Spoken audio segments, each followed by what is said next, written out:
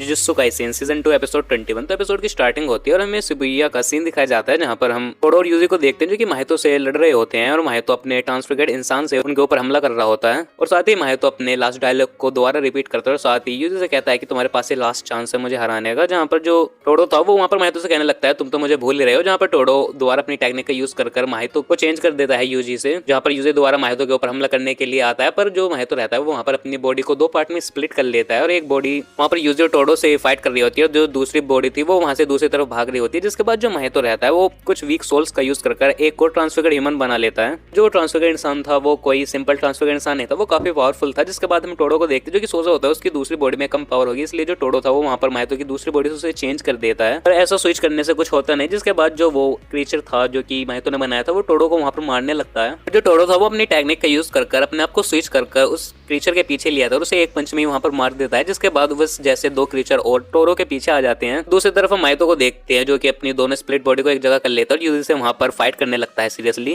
जिसके बाद हम माहितो को देखते हैं जो कि यूजी से फाइट करते उसे वहीं ले आता है जहाँ पर सुगुना ने तबाही करी थी और साथ ही हम देखते हैं टोडो और यूजी दोबारा एक साथ हो जाते हैं और जहाँ पर माहितो ये भी सोच रहा होता है कि ये दोनों क्रीचर टोडो को मार नहीं पाए, इसका मतलब ये काफी टफ है। जिसके बाद माहितो वहाँ पर डोमेन एक्सपेंशन के बारे में सोच रहा होता है, पर साथ ही वो सोच रहा होता है अगर उसने ऐसा करा तो वो जिंदा नहीं बचेगा। जिसके बाद जो माहितो था वो गोजो के बारे में सोचने लगता है, जैसे उसने अपने डोमेन को 0.2 सेकंड के लिए एक्सपेंड करा था वो भी ऐसा ही करेगा। जिसके बाद माहितो अपना डोमेन एक्सपेंशन करता है जिसे देखकर टोडो सोचने लगता है ये क्या कर रहा है। जिसके बाद जो यूजी था वो उसकी तरफ भागने लगता है और जो टोडो था वो अपना सिंपल डोमेन एक्सपेंशन कर लेता है ताकि वो माहितो के डोमेन से बच सके। और जो यूजी था वो वहाँ पर माहितो को रोक नहीं पाता और माहितो अपनी टेक्निक का यूज कर लेता है। जिसके बाद वो सुगुना के सामने होता है जहाँ पर वो सुगुना से भी कह रहा होता है तुम यूजी के साथ अपनी बॉडी को स्विच नहीं कर सकते, मैं उससे पहले यूजी को मार दूंगा। जिसके बाद जो माहितो का डोमेन था उसकी वजह से जो टोडो था उसका जो हाथ था वो वहाँ पर ट्रांसफिगर्ड होना स्टार्ट हो जाता है। जिसके बाद जो टोडो था वो अपने हाथ को वहाँ पर काट देता है। जिसके बाद हम माहितो को देखते हैं जो कि टोडो के पास आ जाता है और अपने ब्लैक फ्लैश से टोडो के ऊपर हमला करने लगता है। साथ ही हम टोडो को देखते हैं जिसने अपनी सारी कर्स एनर्जी को पेट के पास फोकस कर लिया था, इसलिए वो वहाँ पर बच जाता है।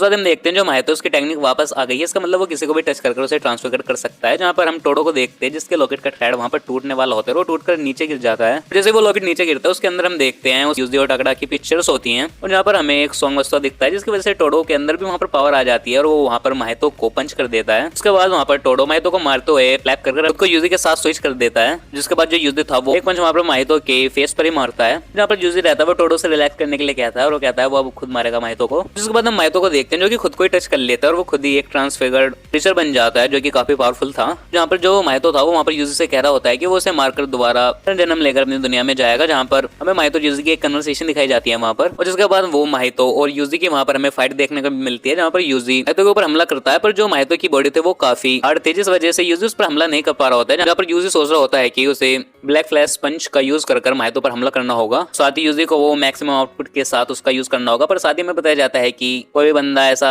उसका यूज नहीं कर सकता। और जिसके बाद जो यूजी था वो अपनी पूरी पावर के साथ ब्लैक फ्लैश पंच को माहितो के कंधे पर मारता है। जिसके बाद जो माहितो था वो भी उस पर हमला करने वाला होता है दूसरी तरफ से और जो यूजी का पंच था वो टाइम डिफेंस का था, इसलिए थोड़ी देर बाद माहितो को पंच का एहसास होता है। तो तभी वहाँ पर टोडो को देखते हैं जो कि वहाँ पर आ जाता है और माहितो से कहता है कि तुम्हें क्या लगता है मैं क्लैप नहीं बचा सकता। और जिसके बाद टोडो वहाँ पर अपने टूटे हुए हाथ से ताली मारता है। यहाँ पर माहितो को लग रहा था कि ये बहुत पहले ही मेरे साथ ऐसा कुछ कर चुके हैं और वहाँ पर माहितो को लगता है कि वो पीछे से हमला करेगा यानी यूजी, क्योंकि टोडो ने उसे स्विच कर दिया होगा। पर ऐसा होता नहीं जब माहितो पीछे मुड़कर देखता है, क्योंकि जो टोडो की टेक्निक थी वो अब काम नहीं कर रही होती और यूजी उसी तरफ रहता है। जिसके बाद यूजी अपने ब्लैक फ्लैश पंच का अटैक दोबारा माहितो के फेस पर करता है और जिसकी वजह से जो माहितो था वो अपनी पहले वाली फॉर्म में आ जाता है दोबारा।